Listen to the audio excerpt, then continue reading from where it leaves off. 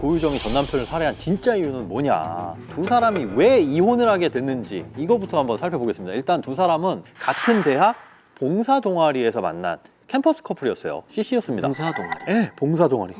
충격적이죠. 기가 막히죠. 6년 동안 연애를 하고 결혼을 해서 아이를 낳고 3년 만에 이혼을 했는데, 이혼 사유가 뭐냐, 고유정이 주장한 건 남편의 경제적 무능력. 남편 측은 이제 성격 차이다, 이렇게 주장을 했습니다. 이혼 당시에 전 남편이 대학원생이었어요. 그래서 경제적으로 당연히 넉넉하지 않았죠. 그래서 고유정이 이거에 대해서 되게 불만을 갖고 전 남편을 폭언뿐만 아니라 폭행까지 했다고 합니다. 어쨌든 이제 두 사람은 헤어졌고 양육권은 고유정이 갖게 됐습니다. 아니 이런 얘기 막 하고 폭행하고 남편을 패고 이러는데 그 양육권을 이렇게 시켜당겨줍니까? 양육권 법원에서 판단할 때 네. 제일 먼저 보는 기준이 뭐냐면 아이의 의사예요. 얘는 어린애니까 아하. 이 사건에서 아이의 의사는 없는 거예요. 두 번째가 뭐냐면 현재 양육자가 특별한 하자가 없으면 계속 키워라. 현재 양육 상태 유지. 이게 이제 두 번째 중요하게 보는 요소라고요. 그런데 고유정이 키우고 있었을 거 아니에요. 아빠는 이제 공부하니까. 그리고 고유정이 경제력도 좋아. 나쁘지 않아. 아하. 그럼 그 상태 유지라고요. 엄마한테.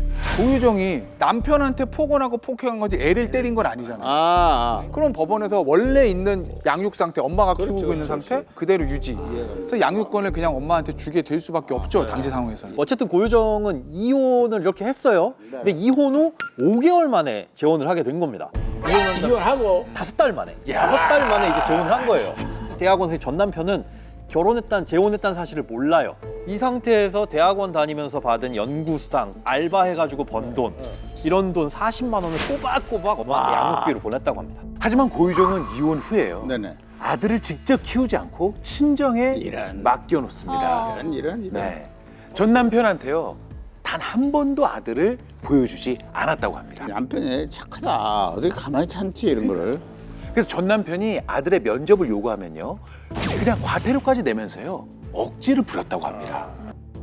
아니 당연히 아빠는 아이를 볼 권리가 있잖아요. 또 당연히 봐야 되고, 면접 교섭본에 따라서 면접 교섭을 하고 싶다, 아이를 좀 보여달라. 그러니까 참 면접 교섭을 요구했을 때 굉장한 분노를 표시했습니다, 고유정은. 비정상적으로요.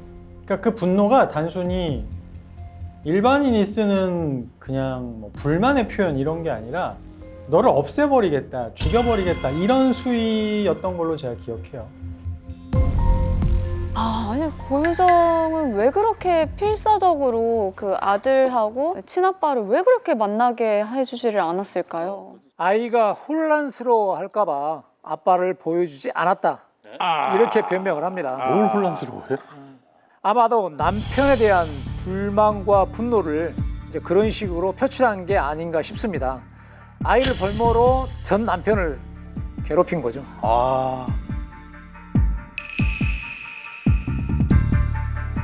25점 넘어가면 고도 사이코패스로 보고 있는데 30점 넘기도 쉽지 않거든요. 근데 제가 볼 때 30점대 중반 정도에 30한 4, 5점은 나오지 않을까. 40점 만점에 심한 사이코패스가 아니냐 이렇게 보여집니다. 그 이유는 살인하고 사체 훼손까지 그렇다 치는데 그 다음 행위 자체가 사이코패스로 진단할 수밖에 없는 행위들을 많이 했거든요. 아이가 있는 상황이잖아요. 그러면 아이 아버지를 죽인 건데 죄책감 느끼는 게 정상 아니에요? 근데 그게 하나도 없잖아요. 그다음에 일상적인 활동으로 당연히 돌아가고 있고, 그리고 범행에 대해서도 본인이 잘못한 게 아니라 나는 상황 자체가 이렇게 된 건 나도 이해가 안 된다 이렇게 얘기하고, 그게 전형적인 사이코패스거든요.